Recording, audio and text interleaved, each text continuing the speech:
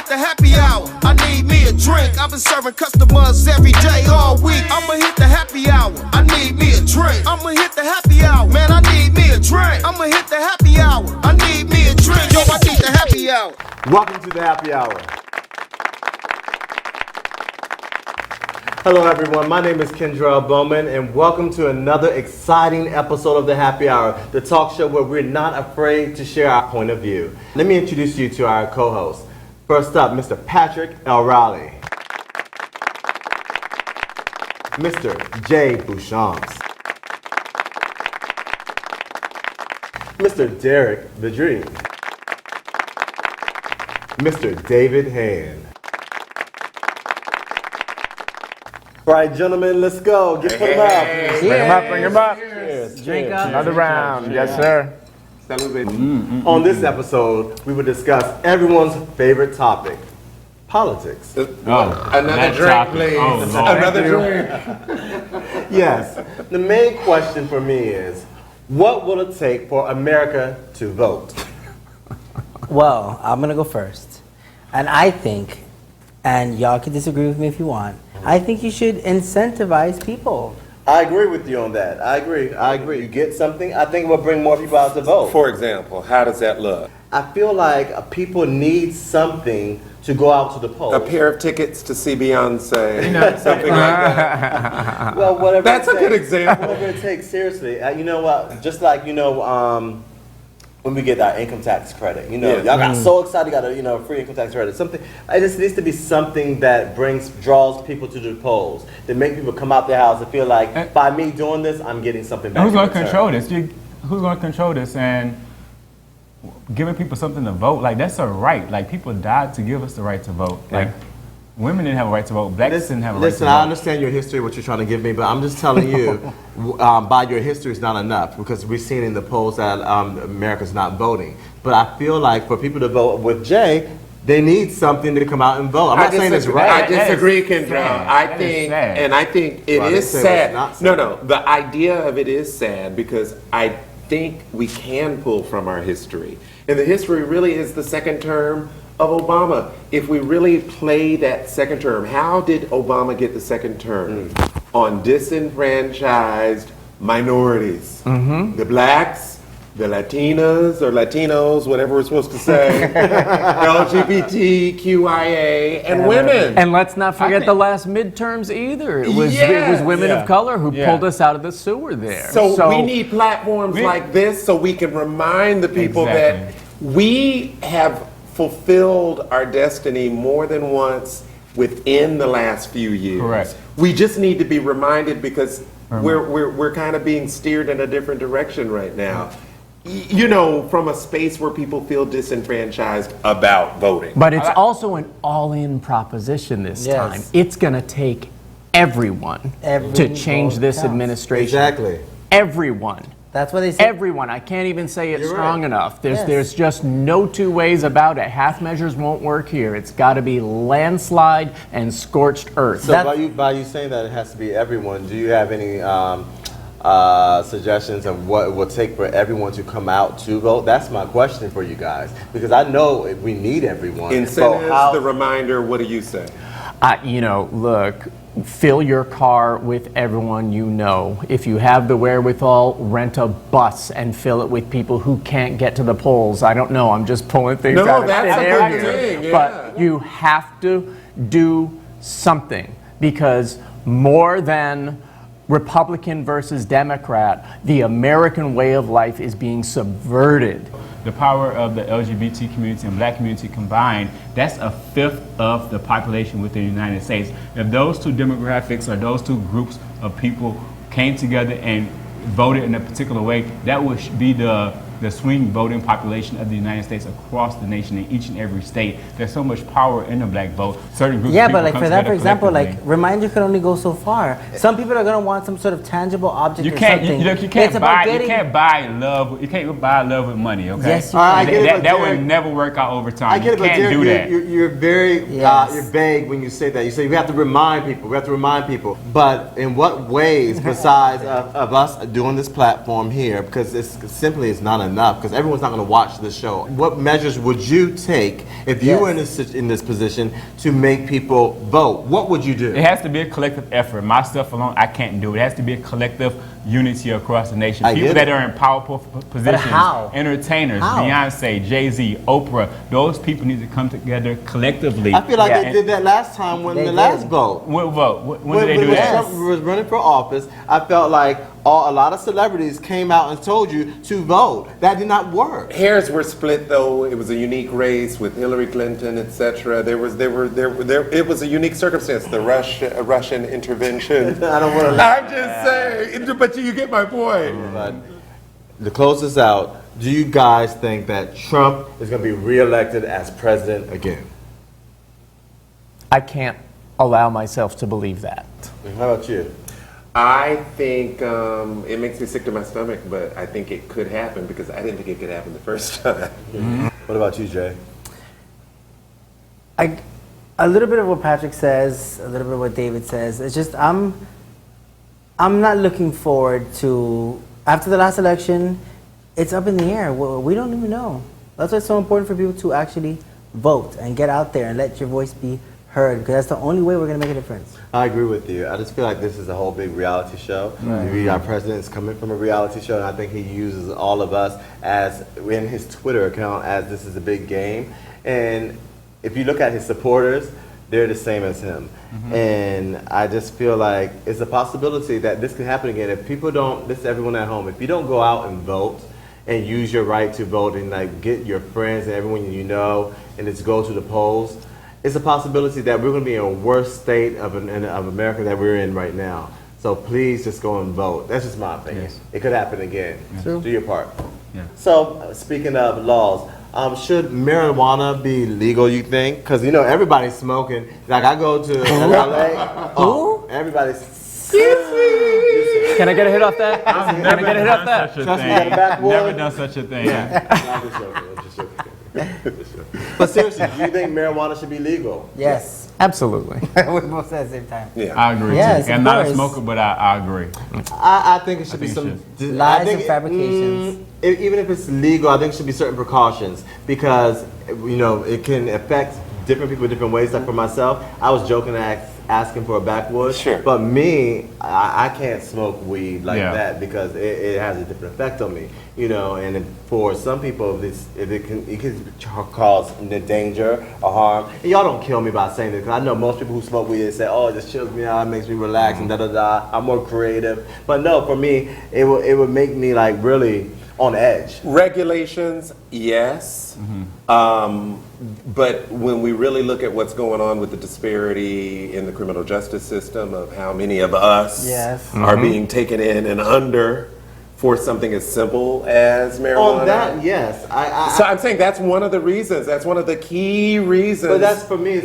I see what you're saying. And it makes money. And it makes money in that way that transportation, the money for transportation, Correct. the money for the things that we need, it can be taxed in such a way where we can all win. It can be Let's funneled talk- into let's- the... But it's a drug, though. You Yeah. don't think certain drugs affect certain people to make That's- them? Yes, but That's you the regulation can't part. you So can't Patrick- elevate it to an opioid level of drug. You Why? can't even Right. elevate No, you it to an cannot. alcohol level of Why? drug. You don't know my body. You're listening, but you're not hearing what I'm I saying hear what you're whatsoever. saying. Wait a minute, You're wait a not. minute, wait a minute, You're wait a not. minute. You're Wait a closed minute. down about it. Wait a minute. When Forget you're it. talking to me, for one, you're going to lower your volume when you're speaking to me and your tone. child. All right? No, wait a minute. No. When you're speaking to me, you're going to lower your tone. Okay, well, so I'm gonna get it out how I gotta get it out. Okay, well, you're I'm gonna gonna get say what I this, gotta get say, this. and you I'm need to done. listen for I'm once. done. Just- Hey, all right. Y'all are good. Thank you.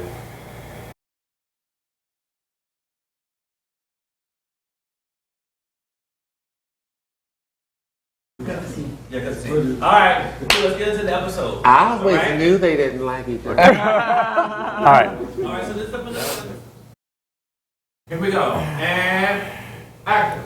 So one thing regulation would do is for the government or for there to be some type of regulation process to regulate what's going into marijuana once it's regulated across the nation. So once it's legalized across the nation, the government can then have some type of process to say and see what is being put into those drugs. Right now, we don't know what people are doing. Once you regulate it and legalize it nationally, there's a process to open up a business that sells marijuana and CBD, etc. But right now we have no, even like just the effects that it has on people medically, or just like the sensations that they get driving, or how the mood that they get into. Right. I heard what you said about sensations, but Who said? Oh, just go ahead. but it allowed for studies to occur to say, okay, this is what we put in THC. We put in THC and this amount of THC and this amount of marijuana that's being sold and regulated, and we know the effects that it's having on people. We don't have adequate studies to know what it's actually doing to people. We know that with cigarettes. We know that with alcohol. But for we don't know that example- with marijuana because there's no regulation. Because according it's everyday. to David, It's he knows. people. He's telling It's me your neighbors. It's random people selling it. But once you regulate it, people have a process to open up a business doing that, and the governments and the medical people and the scientists, they can start to see what type of effects from a case. And all that is valid. perspective. All that is valid. And then the thing is, like, I went to the CDC website, and they have this section called CDC Wonder where you could filter out and pick how many people have died in a year based on a drug overdose. And not one of those causes have been caused by marijuana overdose. Not one is on record ever. Somebody ever passing because they've overdosed on marijuana opposed to other thing. And I actually have the numbers right here because I bring receipts. Come on, Okay, notes. Okay. And according to the CDC website, they actually say that in 2018, which is the last time they actually did. We're in 2020. I know, but in 2018, which is the last quantified number they have on their website, they show that the underlying cause of deaths by drug overdose was 5,063,232 people died from drug overdoses, with most deaths coming from the South and West regions, coincidentally, where marijuana is already legalized completely or medically approved and also decriminalized. So meaning more deaths are occurring in those regions, but none of them, even then, are even remotely close to marijuana effects. Does that include cigarettes? Cigarettes and marijuana are two totally different things. But we don't know. There's some people that say marijuana could lead to some types of cancer. Who we don't says know that? We don't. Who said that? You did the research. Well, there are limited You should have studies checked the in that CDC regard. website. Then there are some studies. May I just? About But that. may I just say, you better do that, Sonny Hostin from The View. You just. Yeah, but to my point about cigarettes, there's some information that marijuana, THC may lead to cancer in the throat area, the upper area around the chest area. So there's some possibilities that could occur, but without regulations, we don't know. Without knowing what's going into those drugs, because people are randomly putting whatever additives they want to put when they sell it on the street to their friends, to people within their neighborhood. So there could be some deaths that lead to that are cancer related, that could be because of marijuana, but we don't know that information. Well, in this study, the CDC wouldn't know that information. In this study, for because example, they don't know. Yes, they would. This study, for example, I was able to filter it by. It's all based off of drugs. There was no cigarettes or nothing. They did drugs and they did marijuana because it's tied to it. Cigarettes is not a part of this figure. Yeah, so but cigarette marijuana deaths could be something above marijuana this. could lead to some of the same types of deaths that cigarettes lead to. That's what I'm saying. That doesn't include cigarettes. At least that it talks doesn't about include drugs. cigarettes that and it includes drugs. All right, gentlemen. I'm going to. But one more close-out anecdote. The last part is I wanted to bring up that I lost thought. Somebody roll me up one. Hey! I can't. You know, I do love when I go to LA and they're just rolling on the bus. I'm like, wow. That's why I can't be legal, 'cause That sounds liberated. That That's sounds exactly liberated. what I'm talking about. Matter of fact, let me go take it back. Something that you might can remember what we're talking about. Patrick, are you high right now? I forgot. Listen, gentlemen, let's talk about my old client, Mr. Kanye West. Oh. Yeah. So Kanye West, he's doing this Sunday service. Have y'all seen his church? Or have y'all heard his album that he came out with? Yes, I've seen Spirited. I heard the album. I like the album actually. Yeah. Actually, I Heard it. listen to it when I go to the gym. Oh yeah? Yeah, actually the first song every hour with the Sunday service. Okay. So are y'all familiar with Chrisette Michele? Yes. Are you familiar with Chrisette Michele? Nope. Chrisette Michele is a R&B singer that was out in the early 2000s, and she, when Trump was running for president, she was going to sing at his inauguration. Once she did that, her career has not been the same since. Her career dissolved. She doesn't have a career. Why do we support him, but we just disregard someone like a talented artist like Chrisette Michele because she supported Trump? I believe, look, Kanye West 2024. Kanye West is a smart guy. He knows what he's doing. Wait a minute, 2024 is what did he president? say? He's on a mission. He's on a mission to run for president. Oh my Kim God, Kardashian no. is going to law school. Oh my they're God, big no. and they're engaged in Oh my prison God, I didn't think reform. about that. Think about it. I didn't Think think about about it that it. way. He's very smart. He's very intentional as well. He's Connecting not with very Trump, smart. I don't think he's calculated or intentional or strategic. He's winning people over. He's winning people over. So you think Kanye West is winning people over? So he's winning. He's engaging black people, bringing black people back to him with his Sunday service. That album. He's connecting with evangelicals. I see where Derrick He's is connecting with saying. evangelicals with Joel Osteen, going to Joel Osteen's church down in Houston, Texas. He's connecting with Republicans, with meeting with President Trump and going and talking about prison reform and passing prison reform, getting incarcerated people freed. I'm willing to stay on this wacky ride with Kanye if it per se will lead to what these moving parts potentially, hypothetically, could lead to, him sort of taking a more serious footing in politics. But I just think we have to be very careful about this cancel culture piece. Like if you step backwards, Kanye has been around for so long. His music has transcended. He has die-hard fans for years. And who will follow him anywhere. Exactly. This poor girl who made the decision to sing at Trump's inauguration, she wasn't really known as much. And maybe she thought that this was going to give her a platform because it was going to be seen by so many to actually lift her career. So I could put myself in her standpoint that maybe she thought of it as a great career move. And I think she was it was going to reach authentic. so many people. Who's to necessarily say that she actually believes in Trump? Who knows? But unfortunately, it adversely affected her because nobody really knew who she was. You mentioned something here. Her intention was to advance her career. Yes. Kanye, whatever intention is, he did do something political, something to help people with prison reform. His connection with Trump. Her intention was to increase her platforms. To get that, I think it was $750,000 she got. She got $750,000. Chrisette Michelle. Well, that's what he just said. So it was to help herself. That's why she got canceled. It was purely all centered around herself. It wasn't to do anything else for general society or to help people like Kanye. But we can't ignore. So you think Kanye's really out here trying to help people? But she stopped. It was all about. You keep It was all saying about she. her. I'm so confused. Chrisette Michelle. Because I'm seeing what you're talking about. That's what really Kim Kardashian is doing. I haven't heard anything what Kanye is doing. I have him doing anything with prison reform. He's involved. He's got his toe in conversation. it. He for sure has his toe in it, and it's so much so that analysts are saying, "Stay over there in the crazy lane. Let Kim do what she's doing." That's what people are saying. Yeah. So no, but he's involved. But look, there is no more, in my opinion, there is no more vile or reprehensible perversion of Christianity than what the evangelicals put forward. And Joel Osteen is a disgusting millionaire snake oil salesman. I think he is completely vile. No, if you look at what it is, the evangelicals that are behind Trump, they're his power. And Kanye's getting behind them? Forget that.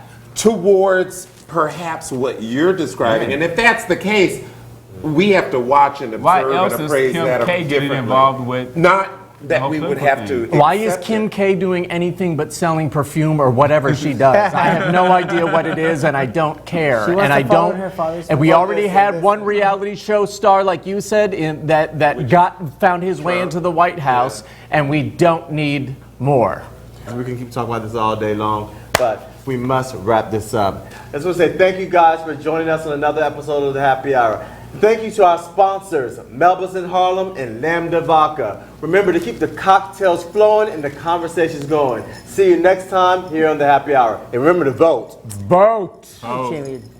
Cheers. Cheers. Alcohol glass. Have a drink. Cheers, Go to the guys. polls. Refill, honey. Refill. I'ma hit the happy hour. I need me a drink. I'ma hit the happy hour. I need me a drink. I'ma hit the happy hour. I need me a drink. I've been serving customers every day, all week. I'ma hit the happy hour. I need me a drink. I'ma hit the happy hour. Man, I need me a drink. Yo, I hit the happy hour.